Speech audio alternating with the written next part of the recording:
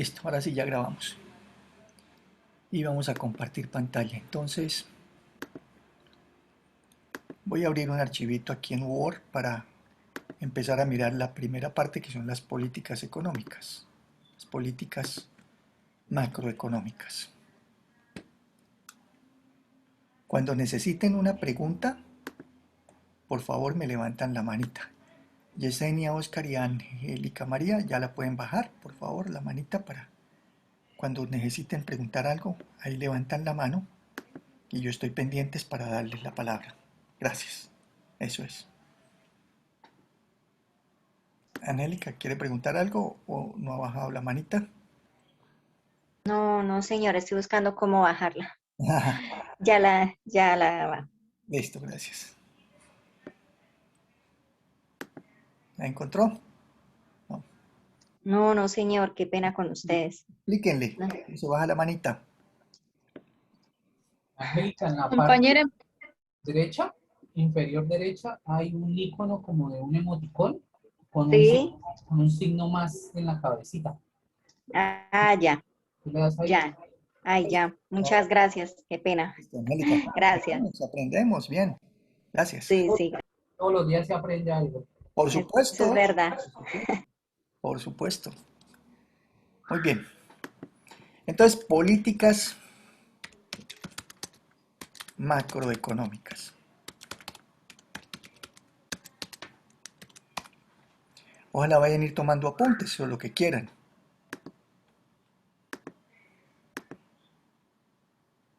Para que tengan allá cómo repasar después. Acuérdense del examen, ¿no?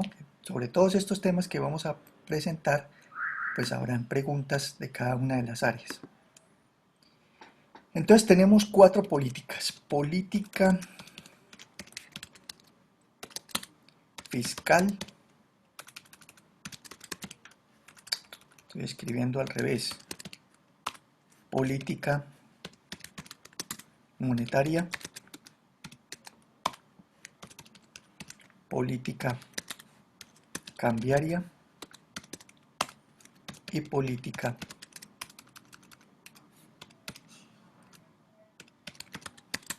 de comercio exterior.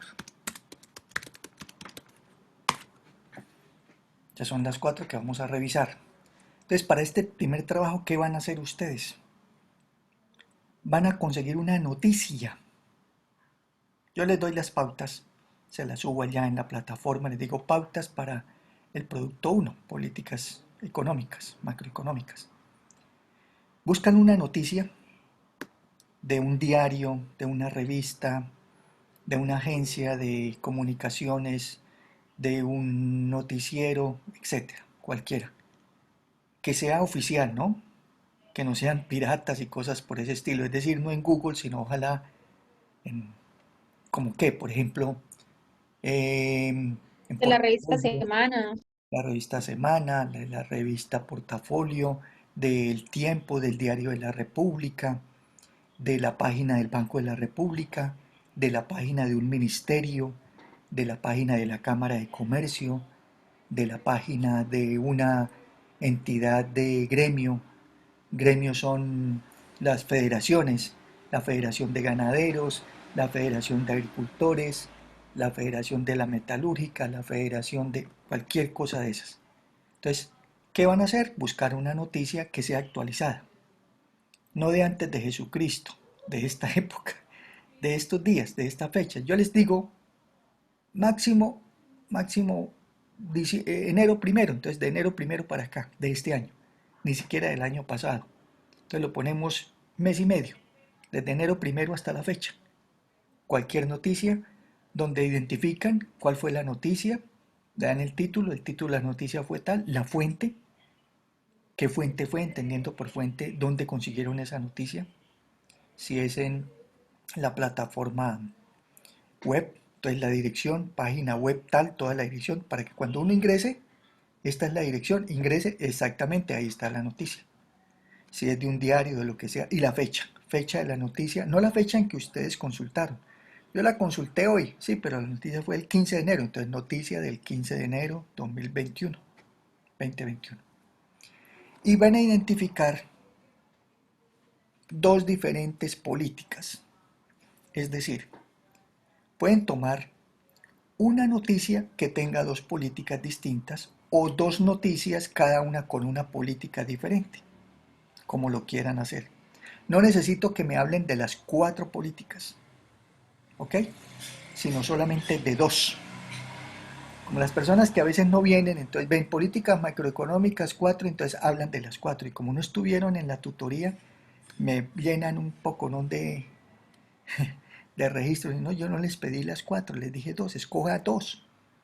Busque una noticia que sea de la monetaria y comercio exterior, o de la fiscal y de la cambiaria, o de la monetaria y fiscal, dos diferentes. ¿Ok?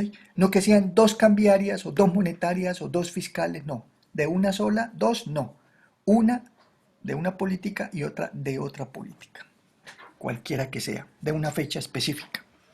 ¿Y qué hacen ahí? Identifican, dicen, esta noticia es o corresponde a la política cambiaria, por ejemplo. ¿Por qué? Porque se relaciona con tal, tal y tal y tal. ¿Ok? Si estoy de acuerdo, si es correcto, según lo que vieron, sí. Y hacen un análisis. Y según esa noticia, se puede concluir y se puede analizar tal cosa. Hacen un análisis, no se van a extender. Vamos a empezar a trabajar, a escribir cortico, resumido, como se dice, informes ejecutivos. Aquí les quiero decir un, un pensamiento, una frase muy interesante que la dijo un expresidente de los Estados Unidos una vez en un discurso. Pónganle cuidado, se las digo y cada uno me dice qué quiere decir eso que les acabo de decir, a ver qué ustedes interpretan. ¿Listo? Dijo el señor expresidente, creo que fue Roosevelt, hay que buscarlo, quién fue el que lo dijo, no lo recuerdo exactamente. Dijo la siguiente frase, pónganme cuidado, y cada uno me conceptúa, profe, para mí eso quiere decir tal cosa, para mí quiere decir tal cosa, ok, que es en lo que tenemos que escribir. Entonces dijo el siguiente, me tocó escribir una carta larga, me tocó escribir una carta larga porque no tuve tiempo, de escribir una carta corta. ¿Qué mensaje deja ahí ese señor con esa frase? ¿Cuál será el mensaje? ¿Qué alcance? Levántenme la mano y me van diciendo qué consideran. ¿Cuál sería el mensaje?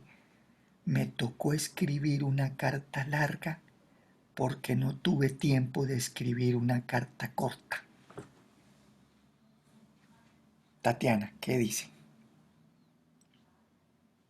Bueno, profe, yo lo entiendo que pues generalmente cuando uno no hace un análisis completo, se extiende un poco más en el tema y a veces puede poner algunas cosas que no tienen mucha relevancia.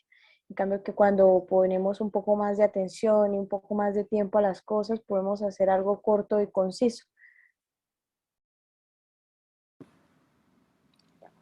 Muy bien. Yesenia.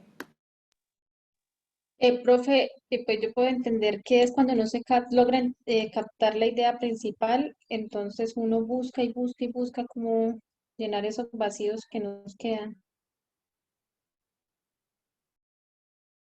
Ok, Yesenia, gracias. Y Tatiana, gracias. ¿Quién más? Angélica María. Sí, señor, de pronto pues es cuando no se sabe sintetizar bien la información, resumirla y pues se extienden un poco para poderse hacer entender. Creo que es eso.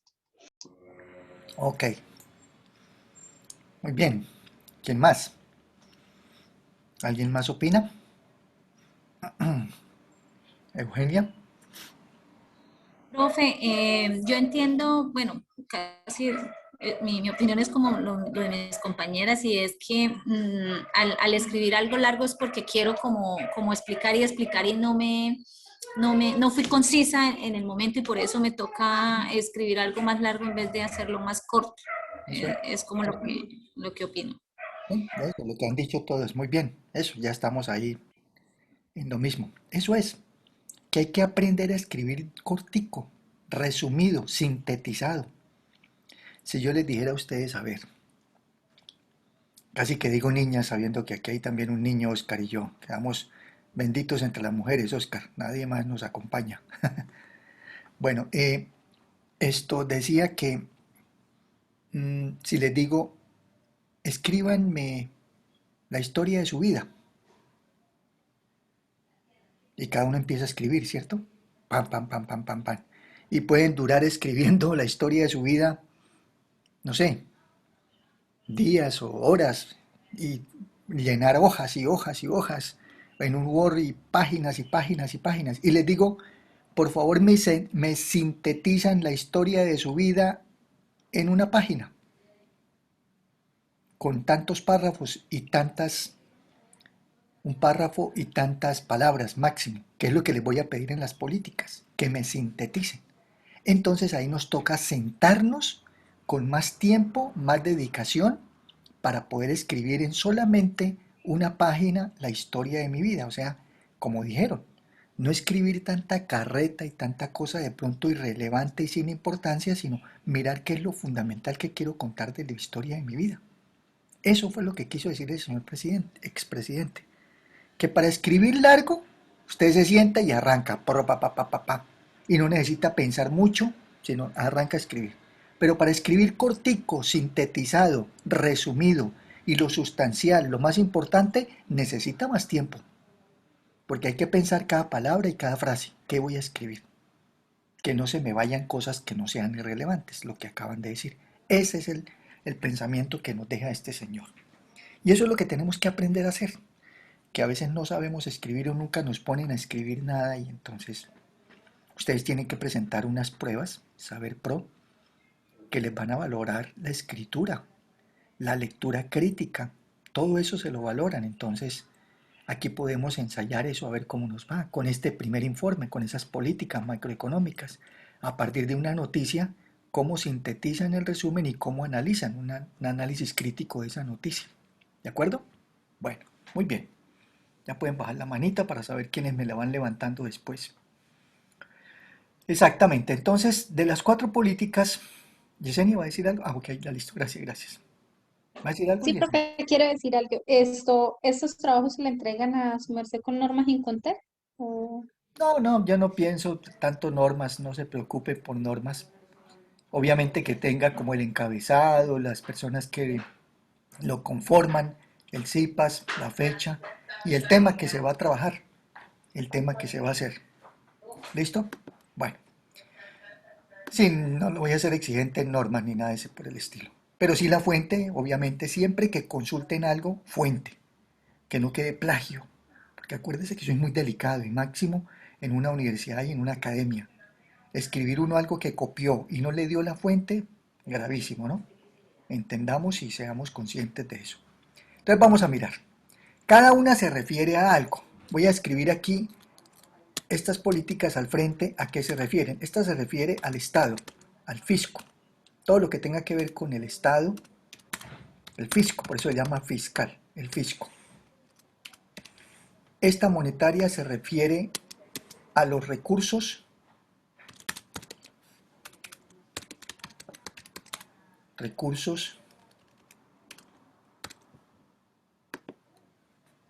eh, para no escribir monetarios, recursos y liquidez. Liquidez que es la circulación y circulación, más bien que liquidez, circulación del dinero.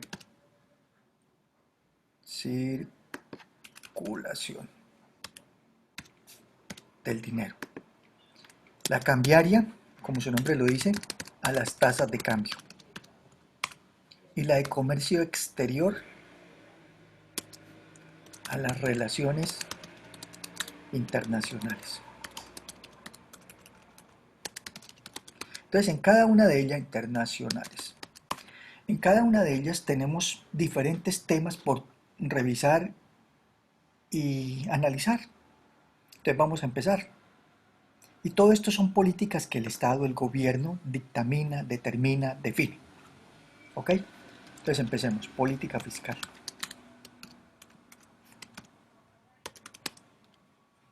La política fiscal, entonces, como les dije, es del Estado. Entonces el fisco y el Estado Sabemos que el Estado está dividido en entes a nivel nacional, departamental y municipal. Ese es nuestro Estado colombiano, ¿no? A nivel nacional, presidencia, ministerios, Congreso, Senado, o sea, el Congreso que lo conforman Cámara de Representantes. El Congreso de la República está dado por la Cámara Baja y la Cámara Alta, que se llama. Cámara Baja es la Cámara de Representantes y la Cámara Alta es el Senado de la República. El Estado a nivel nacional. Los institutos del orden nacional, SENA, DANE, Instituto Colombiano de Bienestar Familiar, DIAN, así, esos son, por nombrar algunos, ¿no? Caja, bueno, cajas del Estado, no sé, no recuerdo cuál es la caja del Estado, estaba Cajanal, pero esa creo que desapareció, debe haber otra caja de compensación del Estado, no recuerdo. Bueno, también está el Fondo de Pensiones del Estado, Colpensiones. Está, ¿qué más? Está otro interesante dentro de la política fiscal del Estado es el Fondo Nacional del Ahorro, el ICETEX, entidades nacionales, ¿ok? Funcionan a nivel de todo el país nacional. Departamental, están las gobernaciones, gobernaciones con sus secretarios. Hay también institutos departamentales, como aquí en Bucaramanga está el de fomento, el de crédito. Se me escapó el nombre.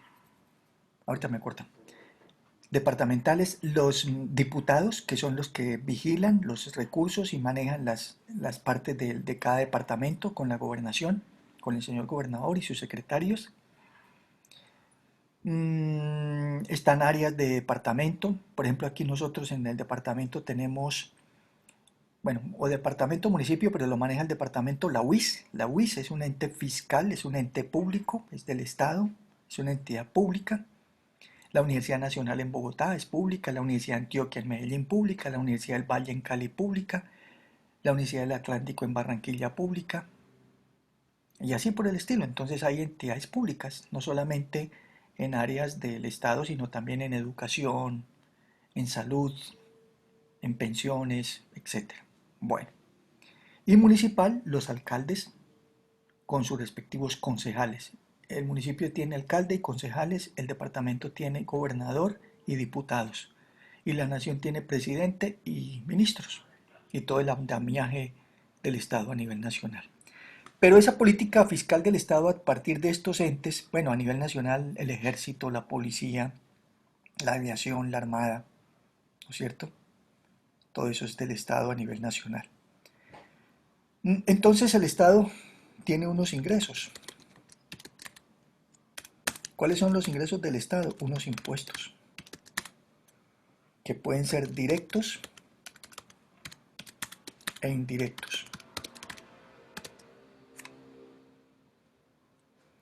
¿Cuáles serán directos y cuáles serán indirectos? ¿Qué creen ustedes? A ver. Sin que busquen en Google, por favor, no me hagan trampa. Los que sepan, levanten la mano. Me creería, profe, que impuesto directo es tal. ¿Cuál se les ocurre que sea directo y cuál indirecto? No importa que no sea correcto, lo corregimos. Pero yo pensaba que era ese. ¿Qué creen? A ver.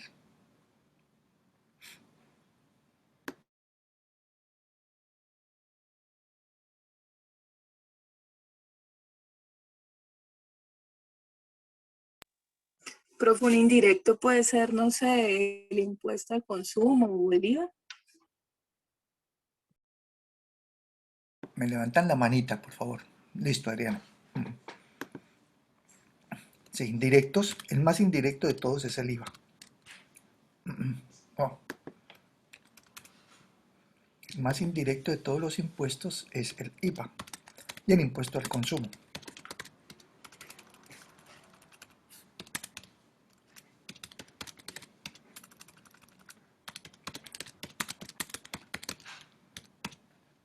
¿Sabemos qué es el impuesto al consumo? Sí. ¿Sabemos o no sabemos? ¿Quién nos lo cobra? ¿A quién se lo pagamos? ¿Quién lo recauda? Eugenia, señora. El impuesto al consumo es lo que pagamos en restaurantes, Correcto. ¿sí? Sí, señora, correcto, muy bien.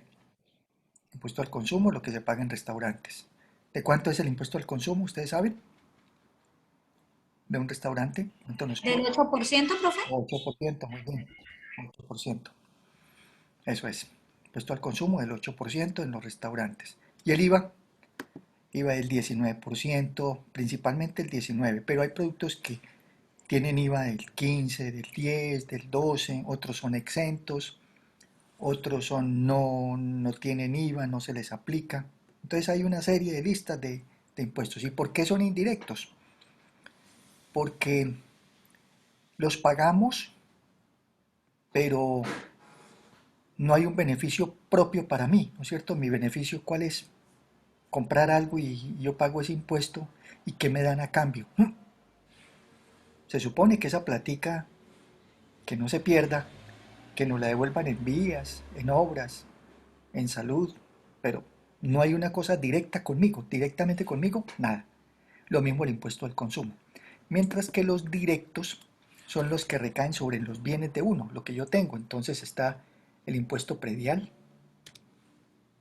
el predial, el impuesto de vehículos,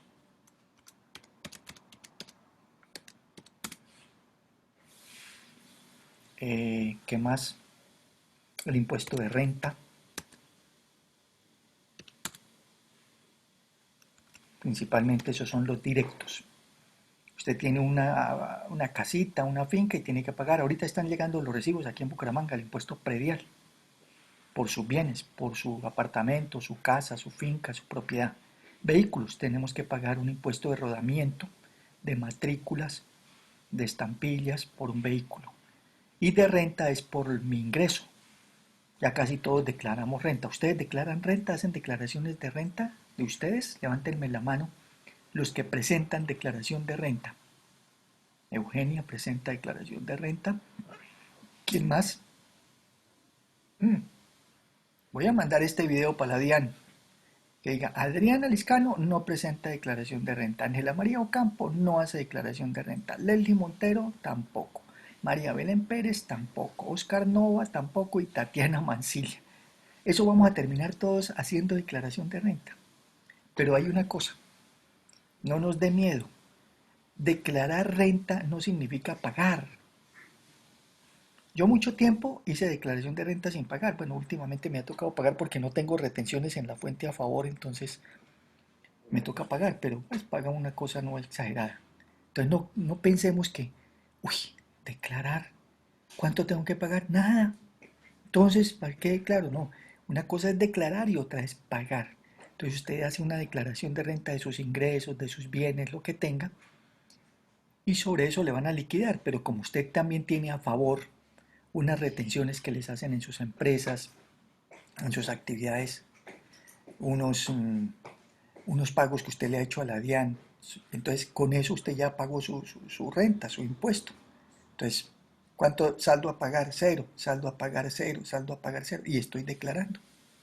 Entonces, no siempre, porque uno se ufana, se molesta, se angustia, pues me toca declarar. Sí, pero no va a pagar. Entienda qué es eso. Entonces, ¿quiénes pagan? Pues ya teniendo unos ingresos muy altos o unos bienes que representen un patrimonio alto y que usted no tenga retenciones porque no está haciendo una actividad laboral que le hagan retención en la fuente, pues así al final del año le va a tocar hacer un pago, pero no es una cosa tampoco del otro mundo. Entonces, ya la gran mayoría, ya sueldos de un determinado monto en adelante, ya todos declaramos renta. Muy bien. Esos son los impuestos indirectos y los impuestos directos. Ingresos. ¿Qué más ingresos tiene el Estado? Por impuestos directos, por tasas, por contribuciones,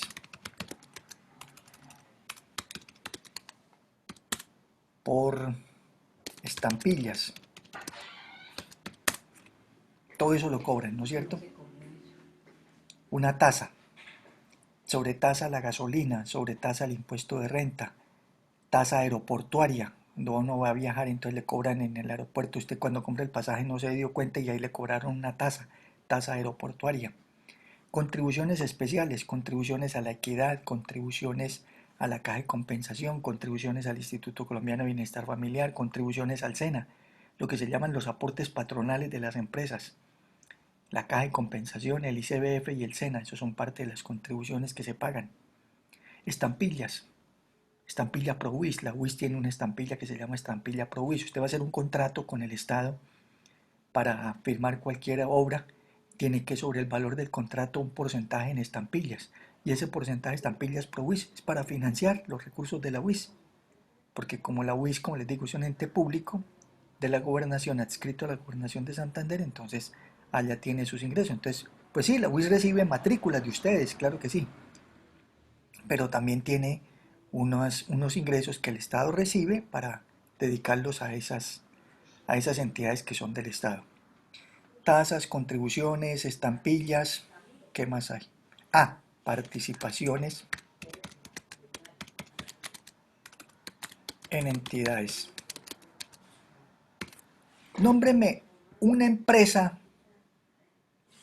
donde el Estado participe, que no sea totalmente pública, porque ya dijimos, el SENA, la DIAN y todos esos son públicos, pero una empresa distinta, que no sea totalmente pública, que sea mixta, es decir, parte pública y parte privada. Levanten la manita, ¿no? Yesenia, señora.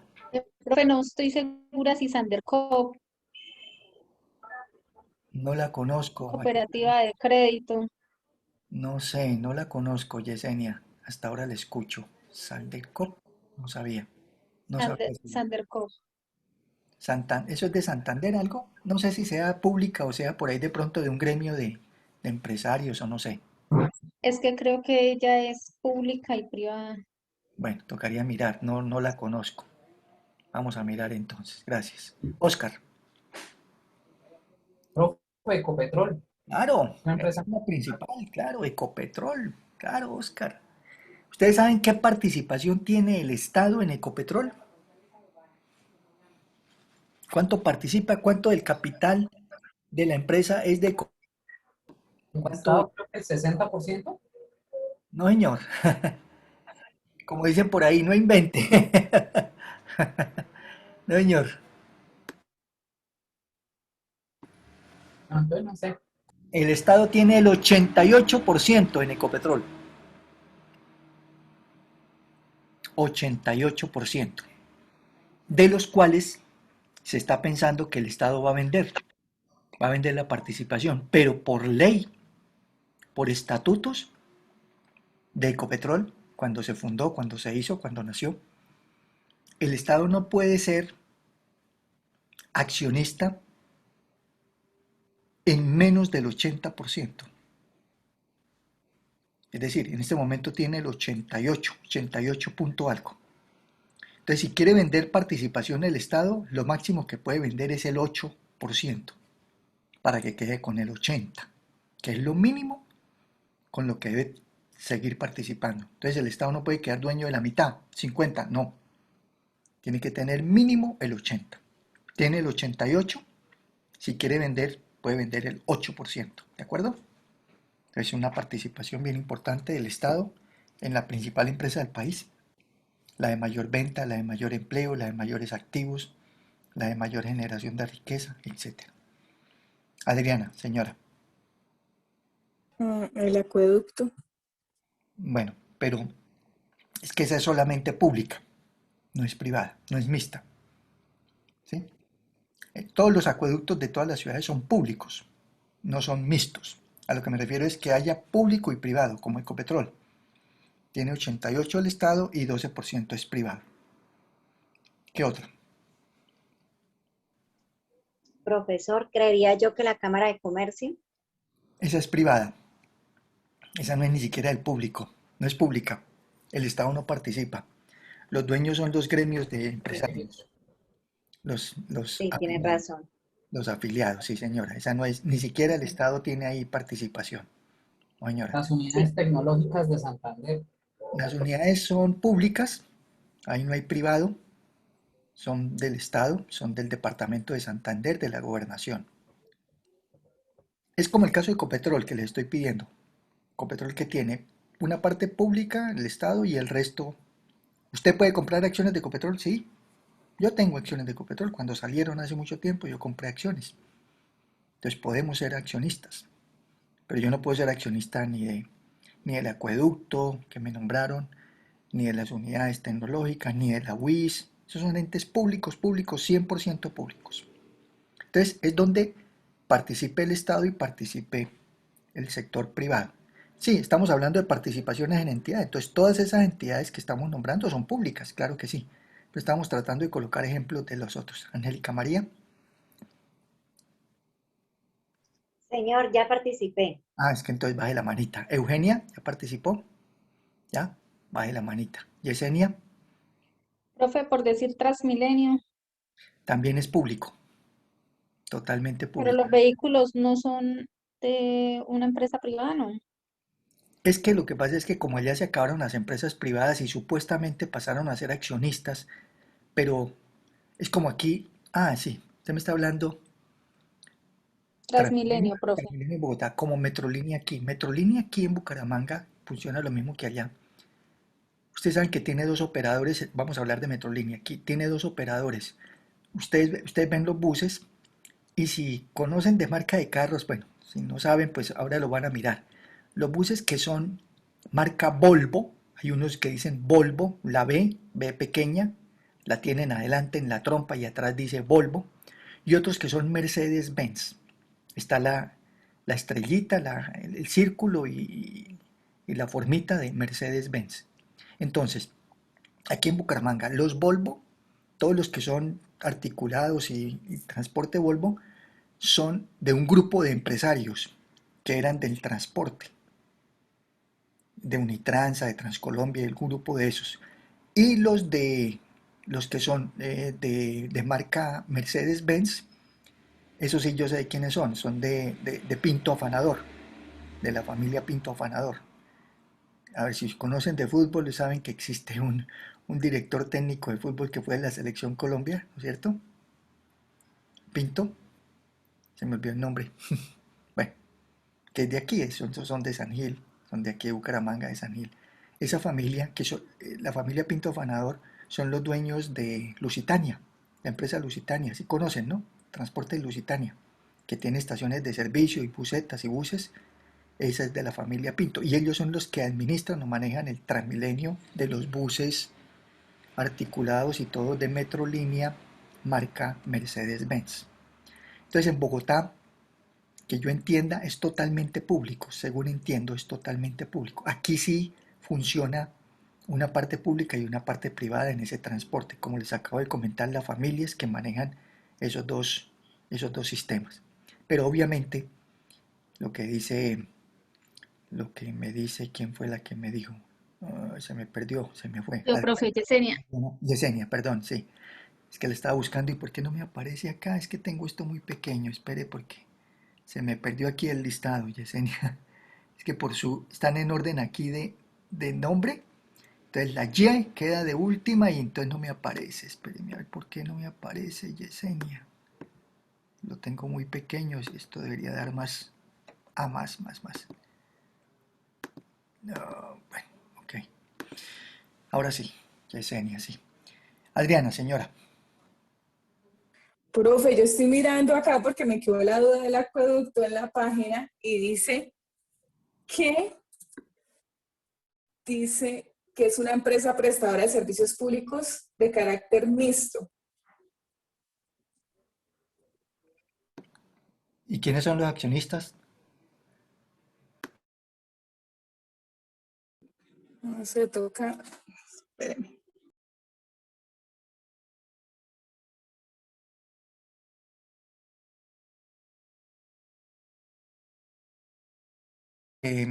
Porque que uno sepa o que uno sabe todo lo que son servicios públicos, acueducto, alcantarillado, aseo, energía, eso está en manos de los públicos.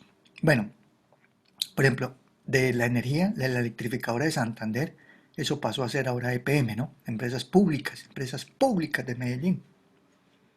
Es pública, el acueducto. La única que sí es privada es la de gas, que es Fenosa, del grupo, un grupo español.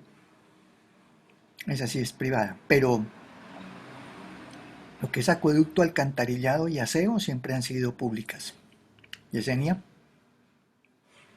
Profe, usted dice que alcantarillado y aseo público, y por decir, en los recibos a uno le llega pago de aseo, pero es de una empresa privada. así, esos son los operadores, los que la operan, Ah, ok, ok, profe. pero el servicio como tal es público, sí. Ah, eso mismo sucede con Transmilenio y todos esos. Los operadores son unas familias, pero la empresa es netamente pública. Oscar, Avianca Avianca, sí señor.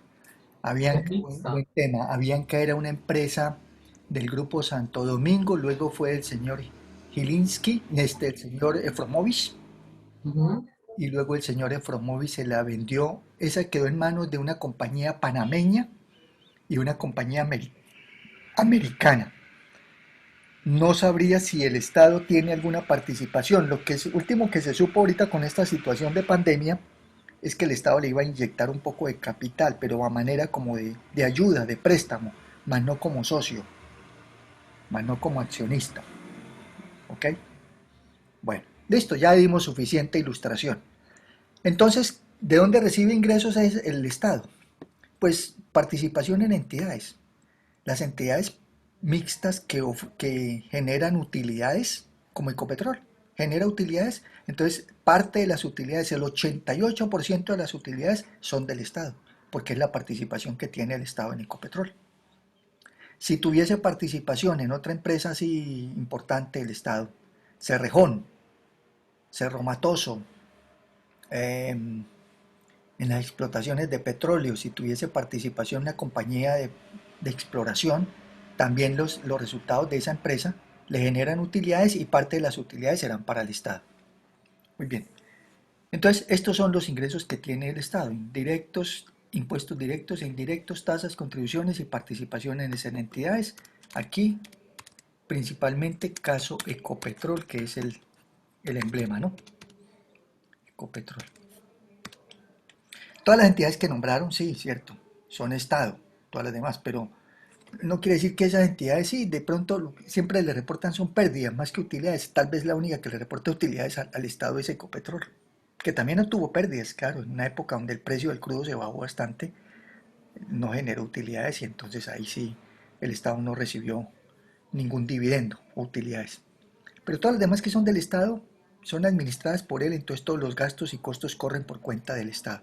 La UIS, ya dijimos, el SENA, el Instituto Colombiano de Bienestar Familiar, los servicios ¿de qué? De policía, ejército, fuerza aérea, fuerza naval, cárceles, hospitales, hospitales en cada municipio son del Estado. ¿Y esos qué utilidades producen? Ninguna utilidad, eso antes son pérdidas y pérdidas y pérdidas, ¿no es cierto? Entonces, más que ingresos, no tiene tanto ingresos, sino son puros costos y gastos de esas entidades. Muy bien, y los egresos del Estado se dividen en tres egresos. A, egresos o gastos de funcionamiento. B, inversión. Y C, atención de la deuda. Esos son los egresos del Estado. Olvidé escribir aquí en ingresos, también vamos a agregarle uno a los ingresos, que son los préstamos y empréstitos. Ya les explico. El Estado también tiene préstamos, claro.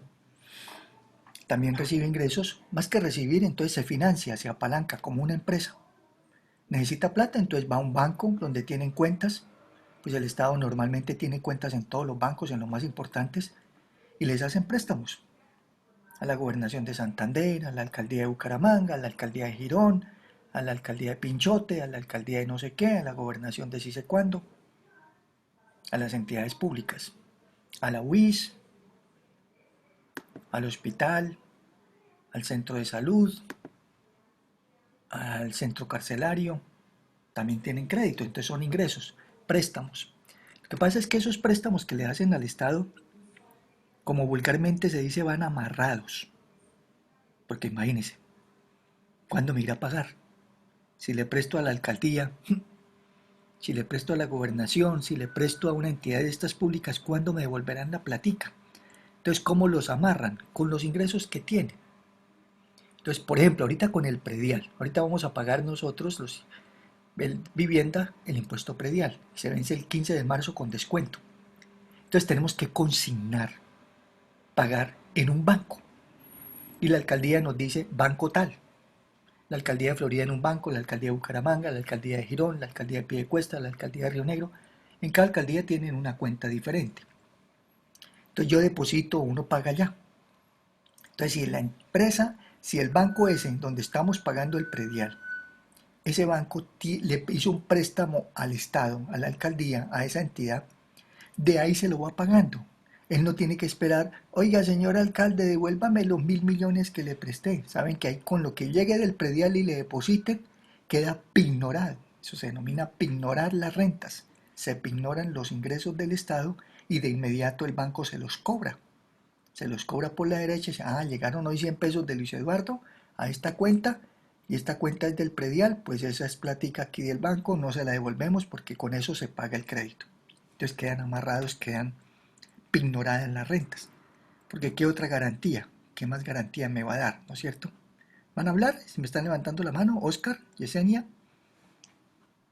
Yo sí, profe, una pregunta por decir, el ingreso de los impuestos por gastos ocasionales ingresa ¿a dónde, profe? Impuestos. Ampilla están tan impuestos, impuestos indirectos, ganancia ocasional. Aquí impuesto al consumo. Hay mucha serie de impuestos, es que no colocamos aquí todos, colocamos algunos. Eso es un impuesto, impuesto a la ganancia ocasional, que lo que quiere decir Yesenia es que Yesenia se ganó el baloto o le dieron una herencia y tiene unos ingresos ahí de ganancia ocasional que no los tenía. Le llegaron ahí de chévere de la noche a la mañana, eso genera una ganancia, como se dice, ocasional. Me la gané de ocasión, ocasionalmente, y sobre eso hay que pagar un impuesto, que se asemeja a al de renta, que es el de los ingresos que tengo. Entonces aquí dentro de la renta está la ganancia ocasional. Bueno, de estos tres gastos que les comentaba los préstamos, ¿no? Que quedan con ignoración de las rentas. Empréstitos son préstamos, son los mismos préstamos, pero de organismos internacionales.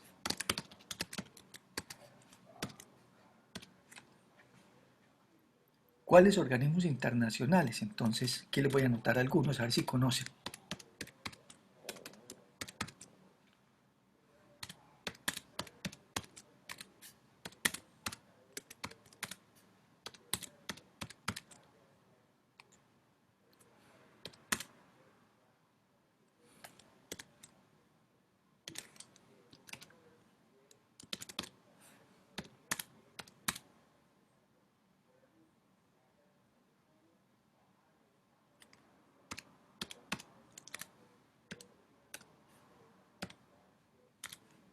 Cuando uno no sabe más, dice etcétera. Otros. Esos son los principales. ¿Conocen alguno de esos? Bueno, Euroban, ya que está aquí escrito en el Banco de la Unión Europea. Pero de los otros que están en iniciales, sin que me busquen por allá en Google, a ver. Adivinen, a ver. BIRF, BID, CAF, IFC, o si saben, levantan la manita. Les explico. BIRF, Banco Interamericano de Reconstrucción y Fomento. Este es el que comúnmente conocemos como el Banco Mundial. Banco Mundial. Ese es el famoso Banco Mundial.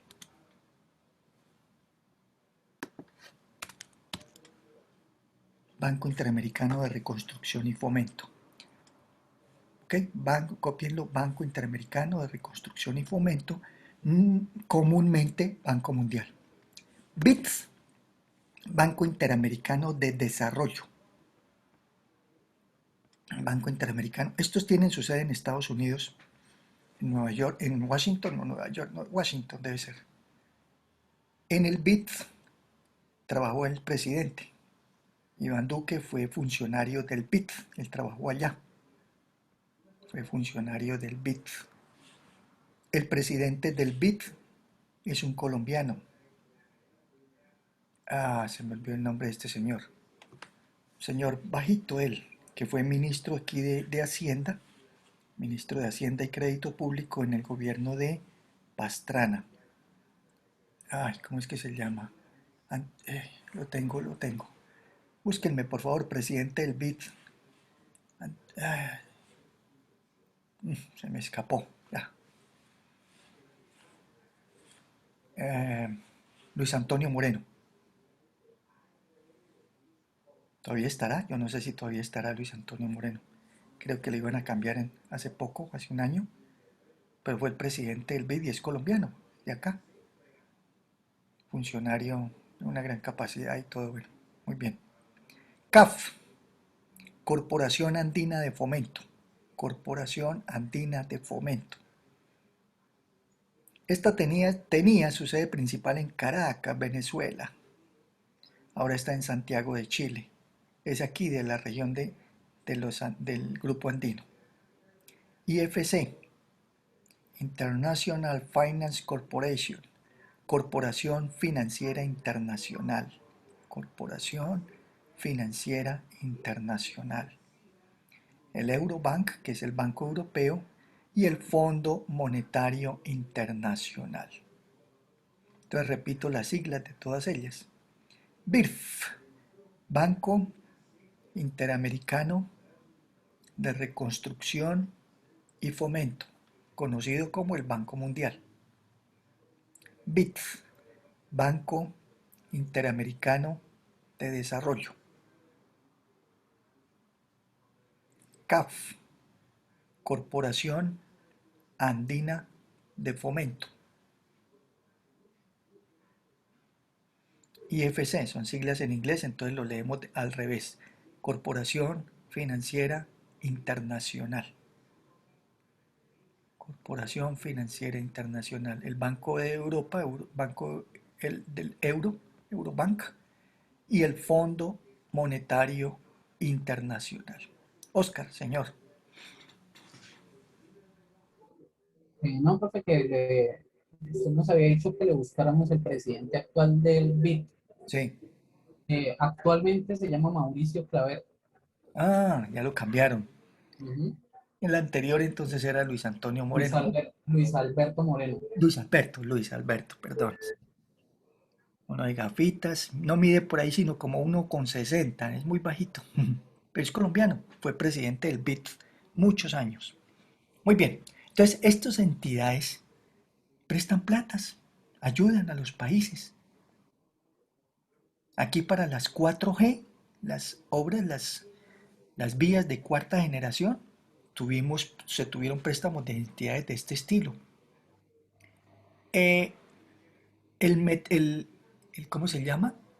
El metro que van a hacer en Bogotá lo va a financiar la IFC, la Corporación Financiera Internacional, y creo que es el Banco Mundial o el BID, uno de esos tres, o entre los tres, pero eso es muchísima plata.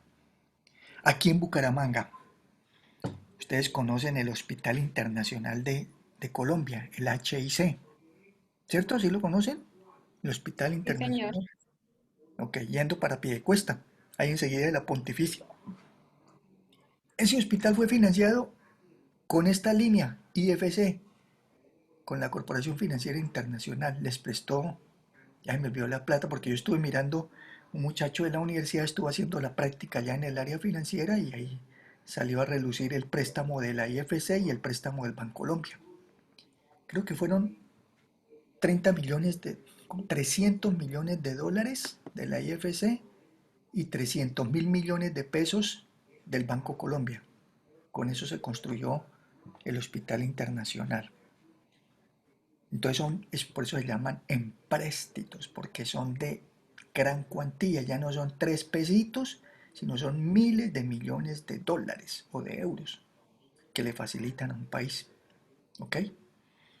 Las represas, aquí la represa del Sogamoso se hizo con recursos de esas entidades.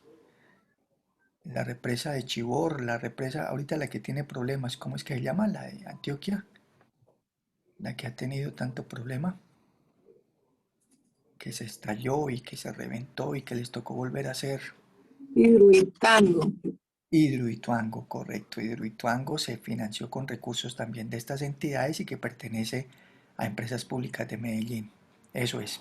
Entonces, esas son platas que financian ese tipo de obras, ese tipo de inversiones para hacer desarrollo en los países. Muy bien. Entonces son créditos, son platicas que le llegan al Estado a través de esas entidades.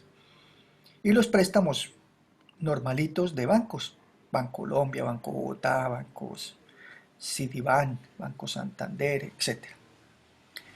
Los egresos, dijimos que habían 3 tipos de egresos: gastos de funcionamiento, inversión y atención de la deuda. ¿En dónde cree que de los 3 tipos de egresos está el mayor egreso del Estado en Colombia?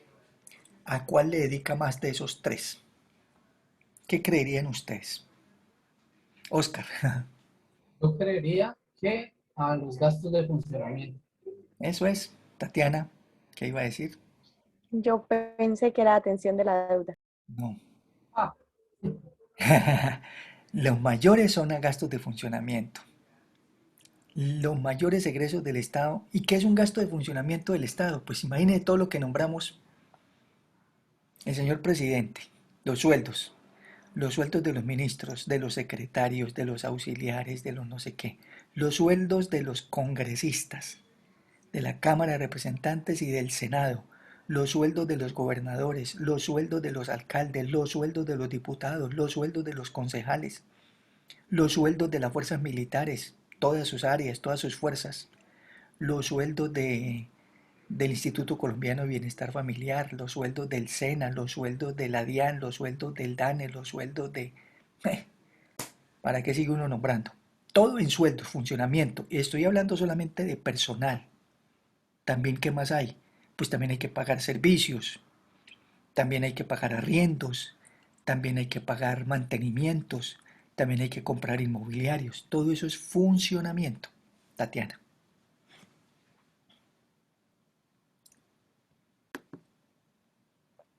Señora Tatiana. ¿Aló? ¿No? Bueno, entonces el mayor porcentaje se va en funcionamiento. De segundo, atención de la deuda y de último, inversión. Por eso en los países desarrollados, nosotros no lo somos, lo primero que hacen es invertir. Los recursos que ingresan es inversión.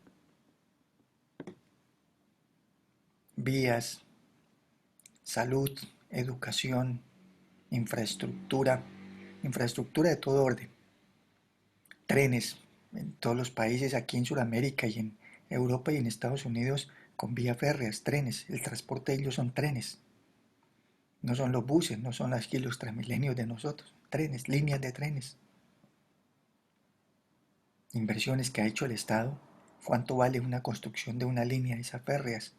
Tuvimos aquí nosotros un ferrocarril y, como siempre, las malas administraciones, los malos manejos, los robos acabaron con los ferrocarriles en nuestro país, que es un medio de transporte bien económico y de grandes cantidades. Imagínense ustedes en un vagón en un ferrocarril de 15, 20 vagones, cuántas personas pueden caber, o de mercancía, ¿no es cierto?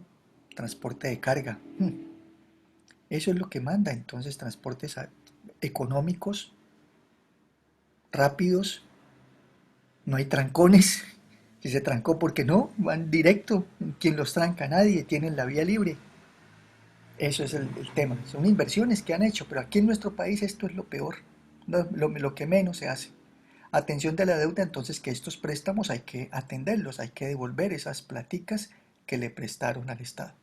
Y la diferencia entre esos ingresos menos egresos, ¿qué puede generar? ¿Qué puede dar esa resta? Puede dar valor positivo, la resta, un valor positivo, que se llama superávit. O como sucede en nuestro país, que nunca hemos tenido ese subpositivo, sino siempre valor negativo,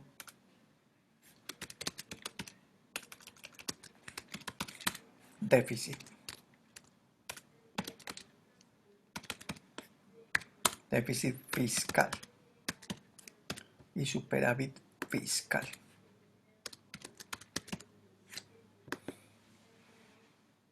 ¿Alguno de ustedes trabaja con el Estado? No recuerdo si los que me dijeron, levante la mano, ¿no? ¿Alguien de ustedes trabaja con el Estado? ¿No? Bueno, creo que, es que no recuerdo quién fue, que me dijo que en el instituto ayudaba en regencia en farmacia. Si está en el instituto, está con el Estado, porque eso es, uy, Sí. ¿no? Ah, Tatiana, correcto. Ahí en regencia está indirectamente, su merced es funcionaria pública, ¿no? Es funcionaria del Estado. Si Sí, tiene profe. contrato directo, si no es contrato por prestación o algo así por el estilo. Entonces, esa es la diferencia, que lo que ingresa menos lo que sale puede ser positivo. Positivo, mayor los ingresos que los egresos, o como sucede en nuestro país, negativo, siempre estamos en déficit. Es más lo que se gastan, perdone, lo que se pierde que lo que ingresa. Entonces el Estado siempre será un, como dicen por ahí, un ente fallido, que no va a tener ninguna cura. ¿Cuándo nos curaremos de esa maluquera? Cuando se acaben corrupciones, se acaben mermeladas, se acaben tráfico de influencias de los amigos, siempre para buscar un trabajo tiene uno que buscar a alguien que le ayude y que le pague y que le genere una comisión y que si le da un contrato le pago el CBY, cómo voy yo, qué comisión necesitan, cuánto me descuentan, cuánto. Ahí estaba leyendo esta mañana que el exalcalde de Bucaramanga, Luis Francisco, ¿cómo era? Villamizar. Francisco Villamizar, el exalcalde, no el exgobernador, Luis Francisco Villamizar era, Villamizar, tenía Bor- una señora, Pensé que era Borges. Borges, eso, Luis Francisco Borges, sí, es que yo sabía que era por B, pero no me acordaba, por eso dije Villamizar y es con B larga, Villamizar es con B pequeña. Yo me acuerdo así de los nombres, empieza por B, pero ¿cuál B? Entonces dice B pequeña, Villamizar, no, era Borges, Luis Francisco Borges. Tenía es que una fundación, no sé qué, Hermanitas Ángeles Descalzos, una cosa así, 15.000 millones de pesos en contratos que para hacer poda de árboles, una fundación, hacer poda de árboles en la ciudad, contratos de mantenimiento de vías, ojalá fuera reparcheo y todo, no, que limpiar las calles y recoger las hojitas, entonces pusieron un poco de gente a trabajar, 15.000 millones de pesos se perdieron ahí. Antes generamos negativo y sigue subsistiendo y no estamos en la pérdida total. Entonces, la política del Estado, la política fiscal, tiene que ver con todas las noticias que se relacionen con este tipo de cosas. ¿Está claro? ¿Qué más podemos decir aquí? Que en nuestro país siempre tenemos es un déficit fiscal más que un superávit fiscal. Es el del Estado, que las cuentas las llevan también a nivel nacional, departamental, municipal, llevan sus cuentas del Estado para poder establecer eso. Yesenia, Profe, disculpe una pregunta. ¿Venezuela se volvió así fue por el mal manejo de esos ingresos y egresos, ¿cierto, profe? es que Venezuela es otro caso aparte, Yesenia. Venezuela se la robaron allá los, los jefes de esa mafia. Chávez, Chávez que en paz descanse, Maduro y Diosdado Cabello están, y el fiscal otro y el sobrino y no sé qué, están pichos en plata. Tienen toda la plata en paraísos fiscales. Todo lo de PDVSA, ustedes saben qué es PDVSA, ¿no? La Ecopetrol de nosotros, la empresa de petróleos de Venezuela. Petróleos de Venezuela, Venezuela creo que es el segundo o el tercer productor de petróleo a nivel mundial. Segundo o tercero. Los precios del crudo, ustedes han visto, si ya los conocen, están subiendo violentamente. Estábamos en $30 el barril, ya vamos en 60 y dice que va a terminar este año en 100 y pico. Eso le va a ir muy bien a Ecopetrol. Ecopetrol va a tener ganancias bien potentes. Aquí es donde escribimos Ecopetrol. Aquí. Porque ellos venden un crudo. Ahí les cuento, Ecopetrol vende el crudo es el petróleo, no se dice petróleo, el crudo, que se explota aquí en Colombia. El crudo, venga, les explico aquí una cosita importante, antes de pasar a la siguiente política, ya que me hicieron la pregunta de Venezuela y nos metimos en el crudo. El precio del crudo a nivel mundial está definido por dos referencias, la WTI y el Brent. Esas son las referencias del crudo, ustedes las pueden buscar allá. La WTI es de la Texas, de Estados Unidos. Este es el petróleo que se procesa, se produce en Estados Unidos, y este es el de Europa, toda la comunidad europea. ¿A cuál creen que nosotros nos referimos? El de Ecopetrol, cuando lo vende, ¿con qué precio lo vende? ¿Con WTI o con Brent? ¿Qué creen ustedes? ¿Saben? Hay que venderlo. Yesenia, ¿Ven? esperen. No, profe, qué pena, no había bajado la mano. Adriana, levanten la manita. Adriana, WT. WTI. Oscar, levante la mano, Oscar, que no, bueno, ya le doy la palabra. Listo, Oscar, siga. ¿Ven? Señor, ¿Ven? ¿cómo? ¿Ven? El precio de nuestro país, el precio del crudo en Colombia es con respecto al Brent. Ujú. La diferencia entre los dos, ¿cuál es? Que el WTI es un crudo más liviano, se llama así, liviano, y este es un crudo más pesado. Más pesado quiere decir menos fácil de manejar, de convertir en refinado, porque hay que refinarlo. El crudo, su nombre lo dice, es un poco de barro ahí negro, que hay que refinarlo, volverlo bien delgadito y convertirlo en gasolina, en ACPM, en querosene, todos los derivados, ¿no?, del petróleo. El del WTI, el de Estados Unidos, es más liviano, o sea, es más fácil de manejar, más maleable que el Brent. Pero los precios, uno pensaría, ah, pues el WTI es más costoso, porque si es mejor calidad, más liviano. No, a veces el Brent, normalmente el Brent está siempre por encima en precios al del WTI. El precio del Brent es un poquito más alto que el del WTI. Ustedes lo buscan ahí en Google y lo pueden encontrar. Entonces, ¿por qué se sucede y por qué no está con la calidad? Porque depende de la oferta y la demanda, porque en el mundo se demanda de pronto más del Brent o hay más escasez de ese, porque las plantas que refinan el crudo están hechas o para crudo pesado o para crudo liviano. Y las que más abundan en el mundo son las de crudo pesado. Entonces son las que más compran este tipo de crudo, porque si compran de este, no están aptas las plantas para manejarlo, para hacerlo, para hacer la refinación. Entonces en el mundo este es el de mayor demanda, y como tiene mayor demanda, entonces el precio es un poquito más alto siempre que este WTI, siendo este de mejor calidad. ¿Está claro? Yo no recuerdo si Venezuela, nosotros aquí producimos es Brent, que es de baja calidad, crudo pesado.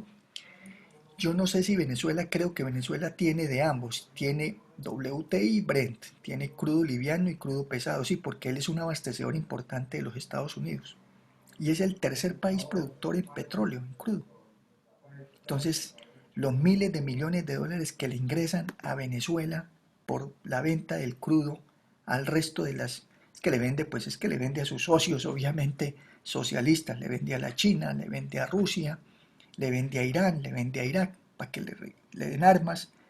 Entonces muchas veces los intercambios no son en plata, sino son en especie, en ayudas militares, de inteligencia, de no sé qué. Eso es, entonces, es un país desquebrajado, lo que preguntaba Yesenia, ¿cuál ha sido el motivo? No, la plata se la han sacado y ellos se han quedado con los recursos. Incluso, ahorita hubo un caso en Brasil, no sé si escucharon la noticia, Brasil tiene una petrolera también importante que se llama, ¿cómo es la de petróleo del Brasil? Petrobras. Petróleo de Brasil, petróleo do Brasil. En Petrobras nombraron de presidente, escúchenme, presidente de Petrobras, como decir nombrar aquí de presidente de Ecopetrol a un militar. ¿Cómo les parece? Pues uno no es que tenga algo contra los militares, ¿no? Pueden ser muy buenos, sí, pero en sus funciones. Pero para ir a gerenciar una planta de crudo o de petróleo que requiere tecnología, conocimiento, experiencia, pues para eso hay mucha gente conocedora en el mundo de los temas. En Venezuela, ¿quién maneja la planta de PDVSA? Los mismos militares. El Chávez y el Maduro nombraron ahí a los compañeros de ellos, los amigos Paya y Maneja allá en la empresa, para que le saquen la platica a nombre de ellos. Y ellos son los que están viviendo esas mieles de esa platica. Y al resto del pueblo ya saben lo que les pasa. Bueno, entonces estas son las políticas fiscal. Y vamos a ver algo de la política monetaria, que se nos acaba el tiempo. Pregunta de la política fiscal, ¿está claro? Dijimos ahí algo que no conocieran, o ya conocían, o si no conocían, pues listo, repasamos. Si lo conocían, lo repasaron. Si no lo conocíamos, lo aprendimos.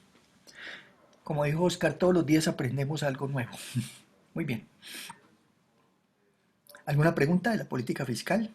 Levanten la mano si tienen alguna observación, algún comentario, algo más que puedan escribir, decir, como le dicen cuando se va a casar. Hable o calle para siempre. Listo. La política monetaria. La política monetaria es regulada en nuestro país por el Banco de la República.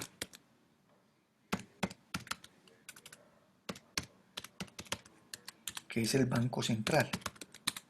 Banco Central en nuestro país. Cada país tiene un banco central o un banco de la República. En Venezuela se llama el Banco Central de Venezuela. En Chile creo que es el Banco Central de Chile, en Argentina Banco Central de Argentina. Muy pocos países lo llaman Banco de la República, puede ser Banco de la República de Colombia, Banco de la República de Ecuador, no sé cómo se llamarán, pero la gran mayoría de países lo llaman es Banco Central del país, es el mismo. En Estados Unidos no se llama ni Banco de la República ni Banco Central, se llama Reserva Federal de los Estados Unidos. En Estados Unidos la Reserva Federal es el Banco Central. Ese es el que maneja la política monetaria. ¿Y qué es el manejo? ¿Con qué tiene que ver el manejo de la política monetaria? Entonces, se relaciona con... Tenemos aquí a los participantes un momentico. Se relaciona... A ver, ¿qué dice aquí? Se relaciona con el flujo de dinero en la economía.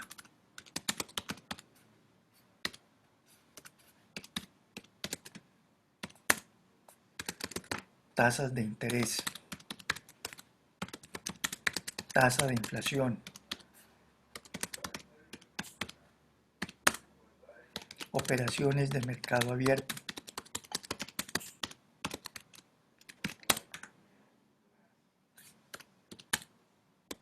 sector financiero. Todo el sector financiero es regulado por la política monetaria.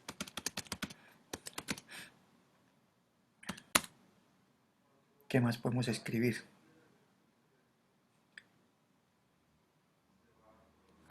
Banca de segundo piso. Ya les explico un poquito de esto. Banca de segundo piso. Bueno, ahí me voy acordando de qué más hay. Principalmente es esto.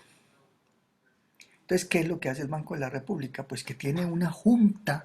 Ustedes entran a la página del Banco de la República y encuentran la junta directiva del banco, que es la junta de la política monetaria.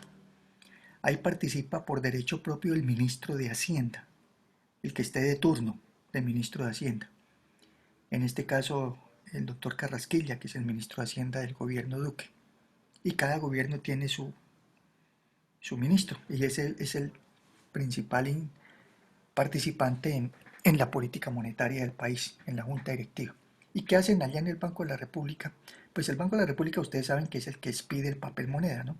El que produce el billetico, que lo elabora, moneda y billetes.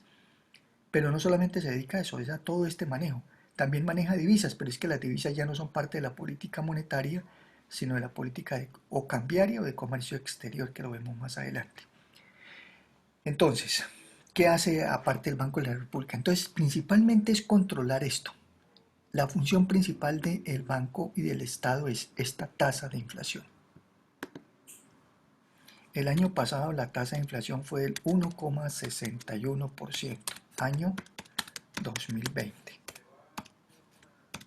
Pues claro, con la situación que se nos presentó, gravísimo si hubiésemos tenido una inflación más alta. ¿Ustedes saben cuánto es la inflación en Venezuela?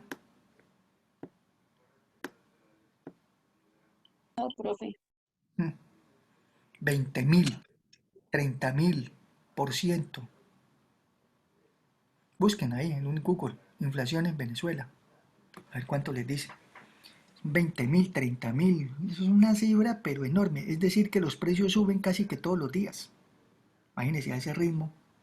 Por una economía desbaratada, resquebrajada, vuelta a nada. Y el que sufre es el pueblo, obviamente, no tienen capacidad de compra. Pero ahí hay otro problemita en esto, Adriana, señora. Profe dice que es más del 3000%. Ah, bueno, ok. Imagínense. ¿Anual o mensual o qué será eso? Mensual, profe, solo en el primer mes del 2021. Imagínense, multiplique eso por 12. Por eso le dije 20.000, son 36.000. 3.000, mire, miren estas cuentas. Voy a hacer aquí una cuentica. 3.000 mensual, dividido entre 30 días de un mes. 3.000 entre 30, pues nos da 100% diario. Es decir, algo que usted hoy compraba en 1.000 pesos, mañana le cuesta 1.100 diarios. Al día siguiente ese producto le vale 1.210. Y así, cada día 100% más. Termina el mes y le vale el producto 3.000, le vale 3 por 1, 3, le vale, empezó costándole 1.000 y termina costándole 4.000 pesos. Ahora si vale 10.000, termina en 40.000 en un solo mes. Pues eso es algo fuera de los locos, como se dice. ¿Y qué hace este señor? Dice que subirle el sueldo a la gente para poder comprar. Pero mientras, como dicen, mientras los precios de los productos van por el ascensor, suben rápido, el aumento de sueldos va por las escaleras, despacio. Siempre va retrasado. Y ahí tiene todas las dificultades del mundo. Bueno, señores, quiero dejarlos ahí para no entorpecer más su descanso y ya también la actividad. Quedamos entonces para explicarles, yo les explico en la próxima clase operaciones de mercado abierto, todo el sector financiero y la banca de segundo piso, que es parte importante de las políticas monetarias de un país. ¿Listo? Yesenia, señora. Profe, pregunta, ¿el producto cero es el foro? ¿Su merced sube las fechas o? Sí, señora. Yo mañana o el sábado les hago el fin de semana ya tienen eso. Sí, señora. Ok. Gracias, profe. No, qué pena con ustedes no tenerles esas fechas ya, pero ando muy ocupado. No, tranquilo, esa no es excusa. Siempre les digo a mis muchachos, las excusas son de los mediocres. Profe, es que es mediocre. No, no, no, no, excusas no. Tengo que hacerlo, tengo que hacerlo. Mi compromiso, mi responsabilidad, lo voy a hacer. ¿Listo? Me alegro saludarlos. Mucho gusto. Y espero que nos veamos entonces el próximo jueves, Dios mediante, y ya tengan ustedes toda la orientación en la plataforma.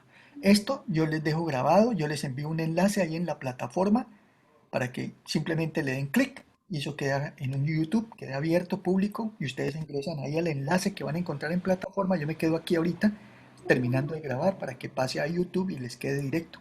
Y así todas las clases las van a encontrar ahí. Pero vengamos, participemos y todo lo demás y verá que entendemos y nos vuelve una charlita chévere entre todos. Muchas gracias, profe.